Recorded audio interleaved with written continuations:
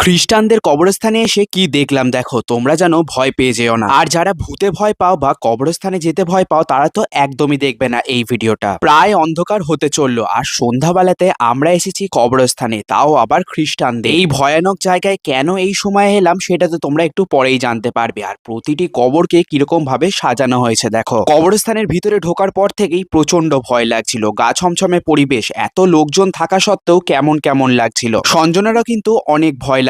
আর নীলাঞ্জনের বাড়ি তো এখানেই। প্রচুর ভয়ে ভয়ে আমরা ভিতরের দিকে যাচ্ছিলাম। আর এই হচ্ছে সেই জায়গা। এই কবরস্থানের সব থেকে ভয়ানক জায়গা নাকি এটাই। নীলাঞ্জন আমাদেরকে সেটাই বলছিল। এইখানে নাকি অনেক গল্প আছে। তবে তার আগে এইরকম করে সাজানো হচ্ছে কেন কবরগুলো সেটা তোমাদেরকে বলি। আমি কিন্তু এই প্রথমবার এইরকম রিচুয়ালস দেখছিলাম, কত সুন্দর করে কবরগুলোকে সাজানো হচ্ছে। আর এখানে সব জায়গাতেই কিন্তু একটা না একটা কবর আছেই। কিছুতে সাজানো হয়েছে, কিছুতে একেবারেই হয়। আর যে পরিবারের কবরগুলো তারাই সাজিয়েছে।